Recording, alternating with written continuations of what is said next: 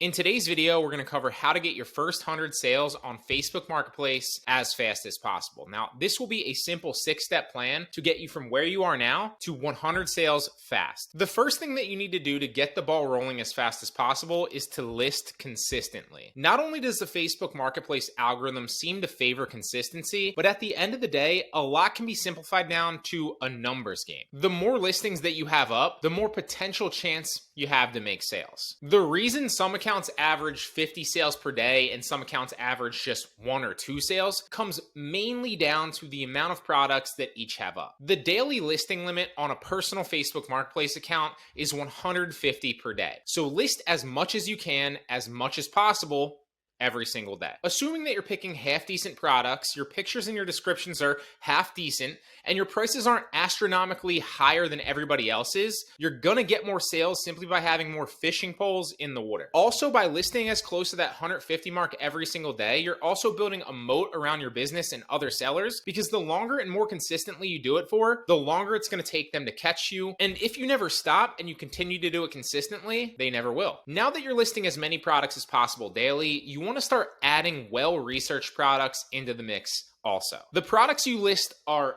everything. Great products are going to equal great results, and mediocre products are going to equal mediocre results. You should also be studying what's working for other people as well. That means hop on Facebook Marketplace as a buyer. Look around, see what's suggested to you, see what the buyer experience is like. Research your competitors, see what they're listing and what seems to be working for them, and then replicate that and test it for yourself. You shouldn't necessarily model your competitors, but you can take the best parts of their business and implement them into your own. A good example of something that I learned recently by doing this was live selling videos. Facebook has really been pushing these live selling videos lately, and since I don't have any inventory personally as a dropshipper, and I can't really create videos selling to my audience that I built on a Facebook page, I instead try to put my own spin on this and innovate. I was able to set up 2 deals with micro influencers that already had experience with these live selling videos to their audiences. I sent them a sample of one of my best-selling products that I thought would fit their audience, and they agreed to show it in their next video. For every sale that they made and sent me, I sent them a commission for it, almost like an affiliate. Now, the honest truth is it didn't go as well as I hoped it would, but we did make a few sales. So the proof of concept is there, and in my opinion, this could really blow up with the right product to the right influencer. But I would have never thought to test this if I wasn't browsing Facebook as a buyer and realized that live selling videos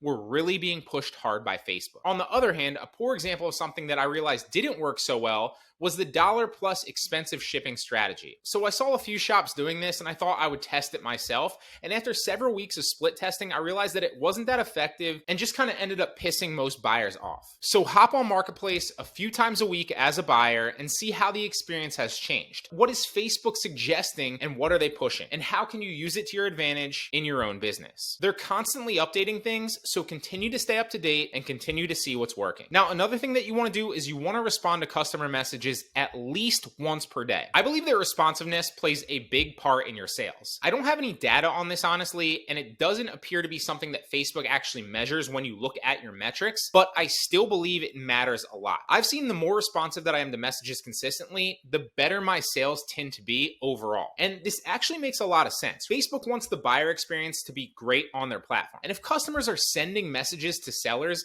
that are taking days to respond, or really those sellers are never even responding, it's obviously going to impact the buyer experience negatively. So it's not crazy to think that Facebook will be measuring this and rewarding sellers that are more responsive with higher rankings and more product visibility. On top of that, Facebook is the only platform where buyers can actually message you for a product in real time. So you also want to be super responsive because you want to answer any questions that customers might have while they're in that impulse buyer mindset. The longer that they have to wait for a response, the less chance that you have to actually make a sale. This doesn't mean that you have to be super anal about responding to every single message that comes in immediately, but it does mean that you should be cognizant of it and make an effort to be more responsive. I simply respond to messages one time every day in the mornings and sometimes another time at night if they back up. I have scripted templates that I use to respond to almost 99% of messages, and the other ones that are more specific I respond to personally. The next thing that you want to do is you want to check your metrics daily. This is what Facebook is using to measure and see see if you're a good seller or not. So they obviously matter a lot. Make sure that you're focused on improving them as much as possible and you're staying above the necessary thresholds in each category. Finally, it's super simple, but be kind to everyone, all right? And make sure that you remain professional when dealing with customers in all messages and all correspondence. Trust me, there are plenty. It doesn't matter the e-commerce business, there are plenty of customers